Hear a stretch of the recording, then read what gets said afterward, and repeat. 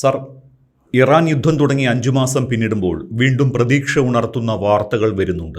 Hormuz കടലിടുക്ക് ഭാഗികമായി തുറക്കുന്നത് സംബന്ധിച്ച് ഇറാനും ഒമാനും തമ്മിലുള്ള ചർച്ചകൾ അന്തിമഘട്ടത്തിൽ എന്നാണ് റിപ്പോർട്ടുകൾ സൂചിപ്പിക്കുന്നത്. ഇറാനും ഒമാനും മാത്രം കൈകാര്യം ചെയ്യുന്ന താൽക്കാലിക ഗതാഗത പാത സംബന്ധിച്ച് ധാരണയിൽ എത്തിയെന്നാണ് ഇറാൻ തന്നെ വ്യക്തമാക്കുന്നത്. എന്നാൽ ഹോർമൂസിൽ ഇറാന് മേൽക്കൈ അനുവദിക്കുന്ന ധാരണ അംഗീകരിക്കില്ല എന്ന് അമേരിക്കയും വ്യക്തമാക്കുന്നു. ചർച്ചകൾ പുരോഗമിക്കുന്നുവെന്ന് US state secretary Marco Rubio സ്ഥിരീകരിച്ചിട്ടുള്ളതാണ്. ഉടൻ തന്നെ ഒരു ധാരണ ഉണ്ടായേക്കാമെന്ന് അമേരിക്കൻ പ്രസിഡന്റ് ഡൊണാൾഡ് ട്രംപും സൂചന നൽകിയിട്ടുമുണ്ട്. സമാധാന പ്രതീക്ഷകൾ നൽകുന്ന വാർത്തയാണെങ്കിൽ കൂടി പ്രതീക്ഷയ്ക്ക് പിന്നാലെ നിരാശയാണ് ഇതുവരെ ഉണ്ടായിട്ടുള്ളത്. നമ്മുടെ മുന്നിലുള്ള അനുഭവം അതാണ്. സമാധാനം എന്നതിന് അല്പായുസേ ഉണ്ടായിട്ടുള്ളൂ. അതുകൊണ്ട് തന്നെ ഇത്തവണയും ഇറാനും ഒമാനും തമ്മിൽ ഡീലായാലും വലിയ പ്രതീക്ഷ വേണ്ട എന്നാണോ?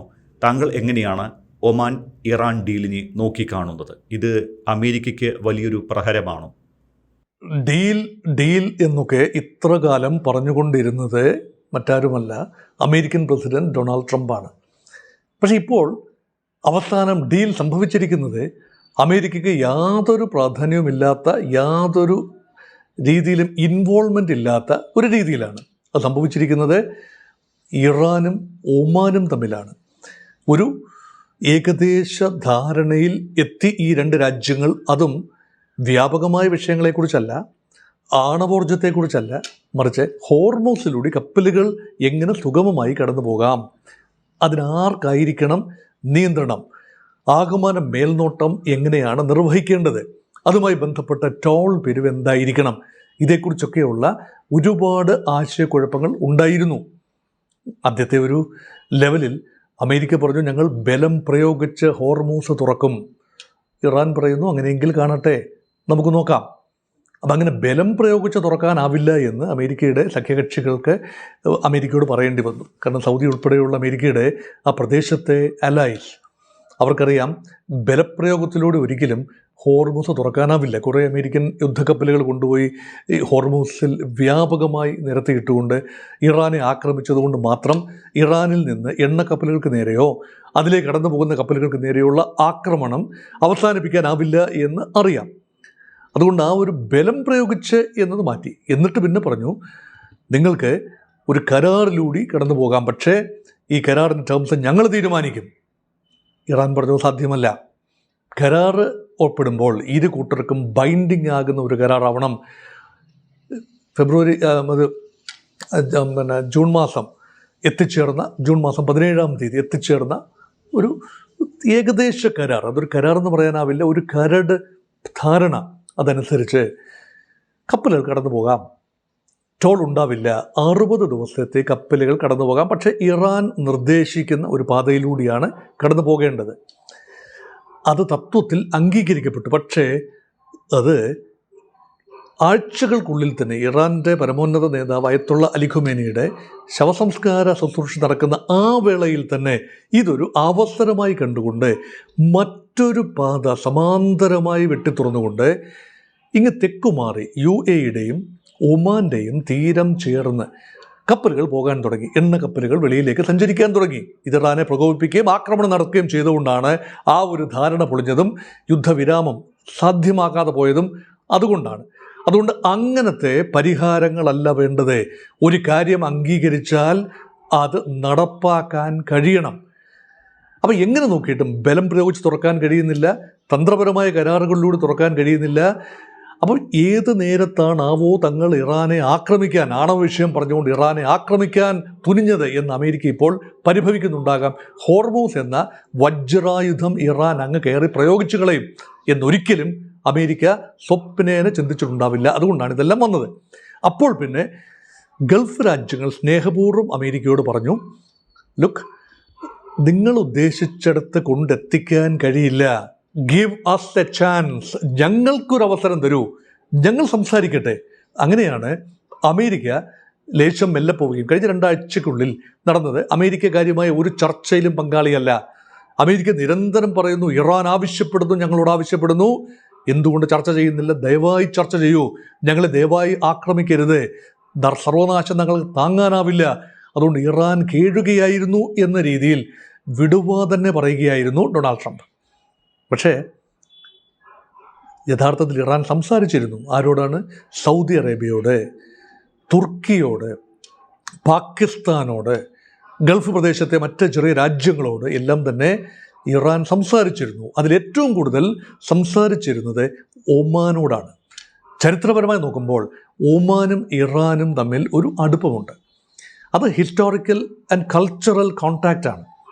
അപ്പോൾ ഒമാൻ പേർഷ്യൻ ഗൾഫിൻ്റെ തെക്കൻ ഭാഗത്ത്, അതായത് ഹോർമൂസിലേക്ക് കപ്പലുകൾ കടക്കുമ്പോൾ ഒമാൻ ഉൾക്കടൽ വഴിയാണല്ലോ വരേണ്ടത്. അപ്പോൾ അതിന് അഭിമുഖമായി നിൽക്കുന്ന ഭാഗം ഒമാൻ്റെ ടെറിട്ടറിയാണ്. അപ്പോൾ ദക്ഷിണ ഭാഗമാണ്. കുറച്ച് ടെറിട്ടറി UAEയുടെയുമാണ്. അതാണ് ജട്ട് ഔട്ട് ചെയ്ത് ഒരു വളവ് പോലെ തള്ളി നിൽക്കുന്ന ഭാഗമാണ് ഒമാൻ്റെയും UAEയുടെയും ഭാഗങ്ങളാണ്.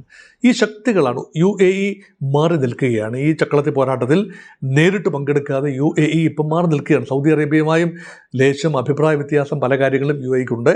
ഒപ്പക്കിൽ നിന്നുൾപ്പെടെ യുണൈറ്റഡ് അറബ് എമിറേറ്റ്സ് മാറി നിന്നത് പ്രേക്ഷകർ ഓർക്കുമല്ലോ. അതുകൊണ്ട് അതവിടെ മാറി നിൽക്കട്ടെ. പക്ഷേ നിരന്തരം മധ്യസ്ഥ ശ്രമങ്ങൾക്ക് കഴിഞ്ഞ വർഷമൊക്കെ ശ്രമിച്ചത് ഒമാനാണ്. അത് പരാജയപ്പെടാനുള്ള കാരണം അമേരിക്ക ഏകപക്ഷീയമായി ഇറാനെതിരെ നടത്തിയ ആക്രമണമാണ്. അത് തടയാൻ ഒമാന് കഴിയില്ല. മധ്യസ്ഥ രാജ്യം മാത്രമാണ്, ഒരു പോസ്റ്റ്മാൻ്റെ ജോലി മാത്രമാണ് പലപ്പോഴും ഒമാന് ചെയ്യാൻ കഴിയാമായിരുന്നത്. പക്ഷേ ഇപ്പോൾ ഒമാൻ്റെ നേതൃത്വം കുറച്ചുകൂടി ആർജവത്തോടെ മുന്നോട്ട് വന്നു. ഇറാൻ കുറച്ചു കാലമായി ഒരു നിർദ്ദേശം വെക്കുന്നുണ്ടായിരുന്നു, why don't you talk to us and settle the issue. നമുക്ക് രണ്ടുപേർക്കും കൂടി ഇറാൻ വടക്ക് നിന്നുകൊണ്ടും, പേർഷ്യൻ ഗൾഫിൻ്റെ വടക്ക്, അതായത് ഹോർമൂസിൻ്റെ വടക്കൻ ഭാഗത്ത് നിന്നുകൊണ്ടും തെക്ക് ഭാഗത്ത് നിന്നുകൊണ്ട് ഒമാനും ചർച്ച ചെയ്ത് എന്തുകൊണ്ട് ഹോർമൂസിനെ കുറിച്ചൊരു ഏകദേശ ധാരണയായിക്കൂടാ. കാരണം നമ്മുടെ തീരപ്രദേശത്തു കൂടിയാണല്ലോ കപ്പലുകൾ പോകേണ്ടത്. അതുകൊണ്ട് ഈ രണ്ട് രാജ്യങ്ങളും തമ്മിൽ എന്തെങ്കിലും ഒരു ധാരണ എത്തിയാൽ എന്താണ് കുഴപ്പം? പക്ഷേ ഈ ആശയത്തെ ആദ്യമൊക്കെ അമേരിക്ക പുച്ഛിച്ച് തള്ളി. മറ്റ് ഗൾഫ് രാജ്യങ്ങളും വേണ്ട ഗൗരവം കൊടുത്തില്ല. പക്ഷേ ഇവർക്ക് ആർക്കും പരിഹരിക്കാനാവും. ഞാൻ നേരത്തെ പറഞ്ഞല്ലോ, പല ആവർത്തി നോക്കി, പരിഹാര മാർഗങ്ങൾ നിർദ്ദേശിക്കപ്പെട്ടു, ട്രൈ ചെയ്തു, പരാജയപ്പെട്ടു. അപ്പോൾ അമേരിക്കയ്ക്ക് ഇറാനെ വിരട്ടിക്കാര്യം നേടാൻ കഴിയുന്നില്ല, പേടിപ്പിക്കാൻ കഴിയുന്നില്ല. എത്ര ബോംബിട്ടിട്ടും ഇറാൻ വഴങ്ങാൻ തയ്യാറാവുന്നില്ല. ഓരോ ആക്രമണത്തിനും തിരിച്ചടി ഉണ്ടാകുന്നു. അതുമാത്രമല്ല, ഓരോ ആക്രമണത്തിനും തിരിച്ചടി ഉണ്ടാകുന്നത് ഗൾഫ് മേഖലയിലേക്ക് തന്നെയാണ്. അമേരിക്കൻ താവളങ്ങളിലേക്കാണെങ്കിൽ പോലും മിസൈലുകൾ വന്ന് വീഴുന്നത് സൗദിയുടെയോ UAEയുടെയോ അല്ലെങ്കിൽ ഖത്തറിൻ്റെയോ ബഹ്റൈൻ്റെയോ ജോർദാൻ്റെയോ ഒക്കെ ഉച്ചയ്ക്ക് തന്നെയാണ്. ഇതൊരു പെരനിയൽ പ്രോബ്ലമാണ്. അതാണ് ഇറാൻ്റെ സമ്മർദ്ദ തന്ത്രം. അതുകൊണ്ട് യഥാർത്ഥത്തിൽ എന്തെങ്കിലും ഒരു പരിഹാരം ഉണ്ടാവണമെങ്കിൽ അത് ഇറാനും ഒമാനും തമ്മിൽ ആദ്യം ഒന്ന് പരിഹരിക്കട്ടെ. അങ്ങനെയാണ് ഇപ്പോൾ ദിവസങ്ങൾ നീണ്ടുനിന്ന ചർച്ചകളുടെ ഒടുവിൽ ഒരു ഏകദേശ ധാരണയിലെത്തി. ആ ധാരണയനുസരിച്ച് ബാഹ്യശക്തികൾ, അതായത് അമേരിക്കയ്ക്ക് അവിടെ ഒരു കാര്യവും ഉണ്ടാവില്ല. ഹോർമൂസ് എന്നത് ഇറാനും ഒമാനും ചേർന്ന് തീരുമാനിക്കും. ഹോർമൂസിലൂടെ കപ്പലുകൾ എങ്ങനെയാണ് കടത്തിവിടേണ്ടത്. കടന്നു വരുന്ന കപ്പലുകൾ, അതായത് പുറത്തു നിന്ന് ഒമാൻ ഉൾക്കടൽ വഴി പേർഷ്യൻ ഗൾഫിലേക്ക് പ്രവേശിക്കുന്ന കപ്പലുകൾ ഇറാൻ്റെ തീരം ചേർന്ന് പോകണം. അപ്പോൾ ഇറാൻ്റെ മേൽനോട്ടമുണ്ടാകും. ഇറാൻ്റെ സുരക്ഷാ സംവിധാനം അവിടെ ആക്ട് ചെയ്യും. അതിനൊരു നിശ്ചിത ഫീസ് ഇറാൻ ഈടാക്കും. അത് 5% മുതൽ 7% വരെയാണ് ഇറാൻ ഇപ്പോൾ നിർദ്ദേശിക്കുന്ന ഫീസ്. എന്ന് പറഞ്ഞാൽ എന്ത് ചരക്കാണോ കൊണ്ടുവരുന്നത്, ആ കപ്പലിൽ എന്താണോ ചരക്കുള്ളത്, ആ ചരക്കിൻ്റെ ആകെ മൂല്യത്തിൻ്റെ 5 മുതൽ 7% വരെയാണ് ഫീസായി ഇറാൻ ഈടാക്കുമെന്ന് പറഞ്ഞിരിക്കുന്നത്. എന്നാൽ ഇതേ കപ്പലുകൾ ചരക്ക് ഇറക്കി വയ്ക്കുകയോ ചരക്ക് എടുക്കുകയോ ചെയ്തതിന് ശേഷം തിരിച്ചു പോകുമ്പോൾ മറ്റൊരു പാതയാണ് ഉപയോഗിക്കേണ്ടത്. അത് നേരത്തെ സൂചിപ്പിച്ച ഒമാനോട് ചേർന്നുള്ള പാത.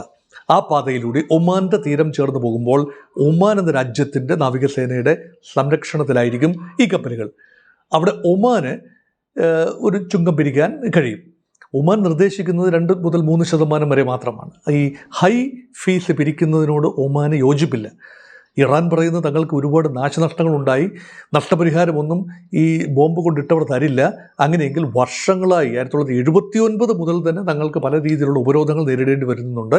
അതുകൊണ്ട് തങ്ങൾ സമ്പദ് വ്യവസ്ഥയെ മുന്നോട്ട് കൊണ്ടുപോകണമെങ്കിൽ അതിലേക്ക് കടന്നു വരുന്ന കപ്പലുകളിൽ നിന്നും നിശ്ചിത തുക പിരിക്കണം. ചുങ്കം എന്ന രൂപത്തിലോ മറ്റേതെങ്കിലും രൂപത്തിലോ ആയിക്കൊള്ളട്ടെ. അതാണ് ഇറാൻ്റെ ഒരു നിലപാട്. അപ്പോൾ ഈ കാര്യത്തിൽ ഒരു ധാരണയാകുന്നു. പ്രഥമ ദൃഷ്ടിയ ഏതാനും ദിവസങ്ങൾക്ക് മുൻപ് വരെ ഇങ്ങനെയൊരു ധാരണയുണ്ട് എങ്കിൽ, ഇങ്ങനെയൊരു ധാരണ ഒമാനും ഇറാനും തമ്മിലൊരു ധാരണയിലെത്തുന്നു എന്ന് പറഞ്ഞാൽ അമേരിക്ക അതിനെ പരിഹസിച്ച് പുച്ഛിച്ച് തള്ളുമായിരുന്നു. America commander രക്ഷമിണ്ടുന്നില്ല. അങ്ങനെ ഏകപക്ഷീയമായി ഇറാൻ്റെ നിയന്ത്രണത്തിൽ ഹോർമൂസ് ഉണ്ടാകുന്നതിനെ തങ്ങൾ അംഗീകരിക്കില്ല എന്ന് അമേരിക്ക പറയുന്നു. അത് ന്യായമാണ്. ഏകപക്ഷീയം ഇതങ്ങനെയല്ലല്ലോ. ഇത് ഹോർമൂസ് കടന്നു പോകാൻ ഇതേ ഉള്ളു വഴിയെങ്കിൽ അങ്ങ് കാത്തിരിക്കുക, അല്ലെങ്കിൽ മിണ്ടാതെ പഞ്ചപുച്ഛമടക്കി അതെങ്ങനെയെങ്കിലും അത് പോകട്ടെ, ഈ ഗതാഗതം തുറക്കട്ടെ എന്ന നിലപാടിൽ നിൽക്കുകയാണ് അമേരിക്ക. അതുകൊണ്ട് അമേരിക്കയ്ക്ക് ഈ നിർദ്ദേശത്തെ തുറന്ന് എതിർക്കാൻ കഴിഞ്ഞിട്ടില്ല. ആശയക്കുഴപ്പങ്ങളുണ്ട് എന്ന് പറഞ്ഞു വെക്കുന്നു, ആശങ്കകളുണ്ട് എന്ന് പറഞ്ഞു വെക്കുന്നു. ഇറാൻ്റെ മാത്രം പദ്ധതിയായി ഇതിനെ മുന്നോട്ട് കൊണ്ടുപോകാനാവില്ല എന്ന് പറയുന്നു. പക്ഷേ ഇറാനും ഒമാനും എഗ്രി ചെയ്യുമ്പോൾ ഗൾഫ് രാജ്യങ്ങളുടെ ഒരു ടാസിറ്റ് അണ്ടർസ്റ്റാൻഡിങ്, ഒരു പിന്തുണ ഇതിനുണ്ട് എന്ന് വേണം കരുതാൻ. ഒരു ഗൾഫ് രാജ്യവും ഇതിനെതിരെ പറഞ്ഞിട്ടില്ല. ഇറാനും ഒമാനും തമ്മിൽ ഇങ്ങനെ ഒരു കരാർ ഒപ്പിട്ടാൽ തങ്ങൾ അത് അംഗീകരിക്കില്ല എന്ന് പറഞ്ഞിട്ടില്ല.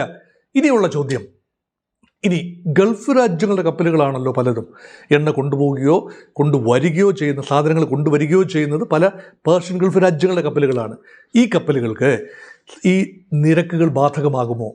ഒരുപക്ഷെ ആത്യന്തികമായി ഇപ്പോൾ പറയുന്നത് അമേരിക്കയുടെയും മറ്റ് അമേരിക്കയോടൊപ്പം നിൽക്കുന്ന പല രാജ്യങ്ങളുടെയും കപ്പലുകൾക്ക് തങ്ങൾ കഠിനമായ ചുങ്കം ചുമത്തും എന്ന് തന്നെയാണ് പറയുന്നത്. എല്ലാ രാജ്യങ്ങളുടെ കപ്പലുകൾക്കും തങ്ങൾ ചുങ്കം ചുമത്തും. ഒഴിവാക്കാൻ സാധ്യതയുള്ളത് ചൈനയുടെയും റഷ്യയുടെയും കപ്പലുകൾക്കാണ്. ഈ രണ്ട് രാജ്യങ്ങളും ഒരു നിർണായക ഘട്ടത്തിൽ ഇറാൻ പ്രതിസന്ധിയിലൂടെ കടന്നുപോയിക്കൊണ്ടിരിക്കുമ്പോൾ പിന്തുണ നൽകി, സൈനിക പിന്തുണയല്ല, ഒരു ധാർമ്മിക പിന്തുണ നൽകി ഇറാനെ ഇങ്ങനെ പ്രോപ്പപ്പ് ചെയ്ത് നിർത്തിയ രാജ്യങ്ങളാണ്. അതുകൊണ്ട് നന്ദി സൂചകമായി ചൈനയുടെ കപ്പലുകളും റഷ്യയുടെ കപ്പലുകളും അതിലെ പ്രവേശിക്കുമ്പോൾ ഒരുപക്ഷെ ടോൾ ബാധകം ആവില്ല, മറ്റെല്ലാ രാജ്യങ്ങൾക്കും ബാധകമാകുമെന്ന രീതിയിലാണ് ആദ്യം ഇറാൻ്റെ ഒരു പ്രതികരണം ഉണ്ടാകുന്നത്. ഒരുപക്ഷെ ഇപ്പോൾ കൂടുതൽ ചർച്ചകൾ നടത്തുമ്പോൾ പേർഷ്യൻ ഗൾഫിലെ രാജ്യങ്ങൾ അതിൽ നിന്നും ഒരുപക്ഷെ മുക്തമായേക്കാം. കാരണം ഈ പേർഷ്യൻ ഉൾക്കടൽ എല്ലാവരുടെയും കൂടെ അല്ലേ. ഹോർമൂസിൻ്റെ ഒരു നിയന്ത്രണം ആരെയെന്നത് മറ്റൊരു വിഷയമാണ്. പക്ഷേ അത് എല്ലാ പേർഷ്യൻ ഗൾഫ് രാജ്യങ്ങൾക്കും, അത് 7-8 രാജ്യങ്ങൾക്ക് ആ തീരപ്രദേശമുണ്ട്. അത് കുവൈറ്റിനുണ്ട്. കുവൈറ്റ് പേർഷ്യൻ ഗൾഫിലൂടെ അല്ലാതെ വേറെ ഒരിടത്തുകൂടിയും എണ്ണ കൊണ്ടുപോകാനാവില്ല. അതുപോലെ ഇറാഖ് ഉണ്ട്, സൗദി അറേബ്യയുടെ വടക്കും കിഴക്കും ഭാഗമുണ്ട്, UAE കുറച്ച് ഭാഗങ്ങളുണ്ട്, ഖത്തർ ആൻഡ് ബഹ്റൈൻ പൂർണ്ണമായും പേർഷ്യൻ ഗൾഫ് രാജ്യങ്ങളാണ്. അവർക്ക് വെളിയിലേക്ക് പോകണമെങ്കിൽ ഇതല്ലാതെ വേറെ വഴിയില്ല. ഈ രാജ്യങ്ങളുടെയൊക്കെ കപ്പലുകൾക്ക് ചുങ്കം പിരിക്കാൻ യഥാർത്ഥത്തിൽ സാധിക്കില്ല തന്നെ. അത് ഇറാൻ ഒരുപക്ഷെ അക്കാര്യത്തിൽ വിട്ടുവീഴ്ചകൾ ചെയ്തേക്കാം. അതുകൊണ്ട് ഇപ്പോൾ ഒരു കഠിനമായ നിലപാടെടുത്തുകൊണ്ട് വിട്ടുവീഴ്ചകൾ ചെയ്യും എന്ന നിലയിലാണ്. അതുകൊണ്ട് അമേരിക്ക ഉദ്ദേശിച്ചിടത്തല്ല ഇപ്പോൾ കാര്യങ്ങൾ ചെന്ന് നിൽക്കുന്നത് എന്ന് കൃത്യമായി പറയാം. ഒരിക്കൽ പോലും ഇങ്ങനെ ഒരു ടേൺ ഓഫ് ഇവൻറ്റ് ഉദ്ദേശിക്കുന്നത് അമേരിക്കയ്ക്ക് പൂർണ്ണമായും ഇങ്ങനൊരു കരാർ നിലവിൽ വരികയും അത് അംഗീകരിക്കപ്പെടുകയും ഗൾഫ് രാജ്യങ്ങൾ അംഗീകരിക്കുകയും ലോകരാജ്യങ്ങൾ ഇതിന് വിധേയപ്പെടേണ്ടി വരികയും ചെയ്താൽ പുതിയൊരു സംഭവമാണിത്. അതിന് ലോകം മുഴുവൻ അമേരിക്കയെ മാത്രമേ പഴിക്കുകയുള്ളൂ. അതായത് ഫെബ്രുവരി 28, 2026 അമേരിക്ക ഇറാൻ്റെ നേരെ നടത്തിയ ആക്രമണ സമയത്ത്, അതിന് വളരെ മുൻപ് തന്നെ ഇറാൻ പറഞ്ഞു, നിങ്ങൾ ആക്രമിക്കാൻ മുതിരുന്നു എങ്കിൽ 1 തങ്ങൾ റെസിസ്റ്റ് ചെയ്യും, 2 തങ്ങൾ പ്രത്യാക്രമണം നടത്തും, 3 ഹോർമൂസ് തങ്ങൾ അടച്ചിടും. പിന്നെ എപ്പോൾ തുറക്കണം, എങ്ങനെ തുറക്കണം, എന്ത് വ്യവസ്ഥകളിൽ തുറക്കണം, എന്തായിരിക്കണം ടേംസ് ആൻഡ് കണ്ടീഷൻസ് എന്ന് ഞങ്ങൾ തീരുമാനിക്കും. യുദ്ധം നിങ്ങൾക്ക് തുടങ്ങി വയ്ക്കാനേ ആവൂ. എങ്ങനെ അവസാനിപ്പിക്കണമെന്ന് നിങ്ങൾക്ക് നിർദ്ദേശിക്കാനാവില്ല, അത് ഞങ്ങൾ തീരുമാനിക്കും എന്ന് ഇറാൻ പറയുന്നത് ശരിവെച്ചുകൊണ്ടാണ്. അച്ചട്ടാവുകയാണ് ആ പ്രഖ്യാപനം. അതുകൊണ്ട് ഇറാൻ ഇപ്പോൾ നിർദ്ദേശിക്കുകയാണ്, നമുക്കിങ്ങനെ പോകാം. ഇറാൻ്റെ എക്കാലത്തെയും ഈ കഴിഞ്ഞ 6 മാസത്തെയെങ്കിലും ഇറാൻ്റെ വിദേശകാര്യ നയത്തിൻ്റെ ഏറ്റവും അടിസ്ഥാന ശില എന്ന് പറയുന്നത് ഹോർമൂസിൻ്റെ കാര്യത്തിൽ വിട്ടുവീഴ്ച ഉണ്ടാവില്ല, അവസാനം വരെ പോരാടും എന്ന് തന്നെയാണ്. ഹോർമൂസിൽ വിട്ടുവീഴ്ച ചെയ്താൽ പിന്നീട് ബാർഗെയിനിങ് പോയിന്റുകൾ ഇറാൻ ഇല്ല എന്നാണ് ഇറാൻ മനസ്സിലാക്കിയത്. ഒട്ടൊക്കെ ശരിയാണ് എന്നിപ്പോൾ മനസ്സിലാകുന്നു. അപ്പോൾ റിലൻറ്റ്ലെസ്സായി ഒരു രീതിയിലും കണ്ണു ചുമ്മാതെ അവസാനം വരെ ഹോർമൂസിൻ്റെ കാര്യത്തിൽ ഒരു ചർച്ചയുമില്ല, ഒരു വിട്ടുവീഴ്ചയുമില്ല എന്ന നിലപാട് സ്ഥിരീകരിക്കുന്ന രീതിയിലാണ് ഇപ്പോൾ കാര്യങ്ങൾ പോകുന്നത്. It is certainly advantageous to Iran. പക്ഷേ അവസാനം അമേരിക്ക ഏതെങ്കിലും രീതിയിൽ ഇടങ്കോലിടുമോ ഇക്കാര്യത്തിൽ? ഇത് പൂർണ്ണമായി സ്വീകാര്യമാവില്ലല്ലോ. ട്രംപിൻ്റെ മുഖത്ത് അടിയേറ്റതുപോലെയല്ലേ ഇത്?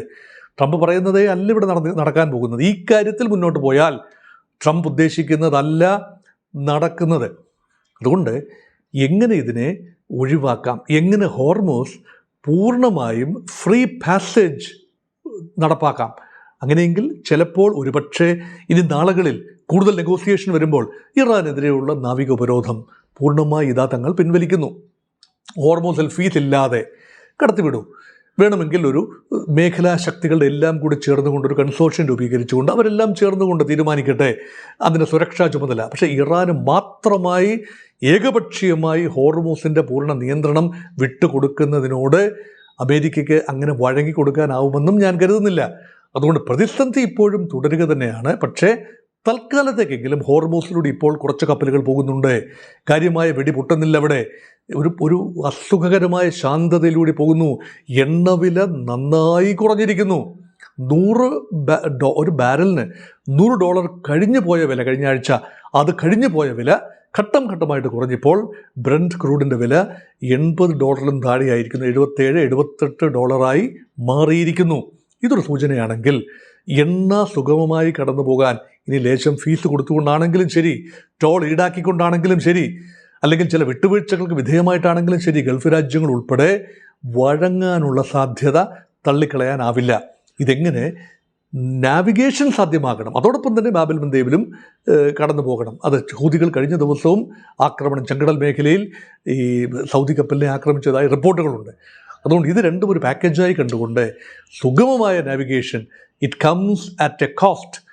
ഇറാന് ഗുണകരമാകുന്ന, ഇറാൻ അഡ്വാൻറ്റേജ് ആകുന്ന ഒരു കോസ്റ്റ് അതിനകത്ത് ഇൻവോൾവ് ആകും എന്നുകൂടി ഉള്ള സൂചനയാണ് ഇപ്പോൾ വന്നുകൊണ്ടിരിക്കുന്നത്. നമസ്കാരം.